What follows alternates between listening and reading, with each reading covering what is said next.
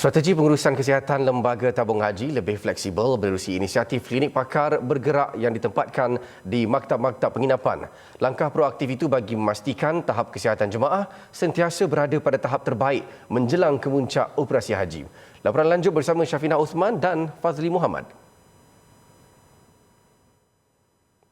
Membawa perkhidmatan hospital terus ke pintu bilik jemaah, sistem penyampaian kesihatan secara berkala ini merupakan antara suntikan baharu tabung haji dalam menyantuni jemaah yang berdepan masalah kesihatan kronik ketika di Tanah Suci. Menurut Ketua Pakar Perubatan Dr. Taufik Rosli, pendekatan visiting klinik ini membolehkan pihaknya memberi rawatan pakar secara langsung. Sekarang ni macam saya, pakar paru-paru, kita tahu ramai yang datang dengan sakit paru-paru, dengan pneumonia, jangkitan kuman paru-paru. Jadi kami pergi di maktab-maktab ini, buka klinik yang kita panggil visiting klinik, klinik pakar.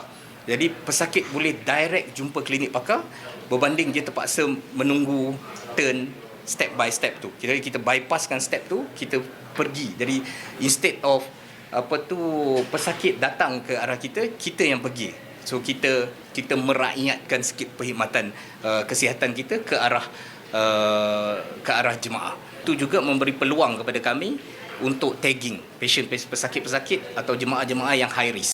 Proses tagging atau penandaan jemaah berisiko tinggi ini amat kritikal sebagai persediaan sebelum bermula fasa masyair di Arafah, Muzdalifah dan Mina nanti. Namun di sebalik kesiapsiagaan petugas perubatan, kesedaran kendiri dalam kalangan jemaah masih perlu dipertingkatkan.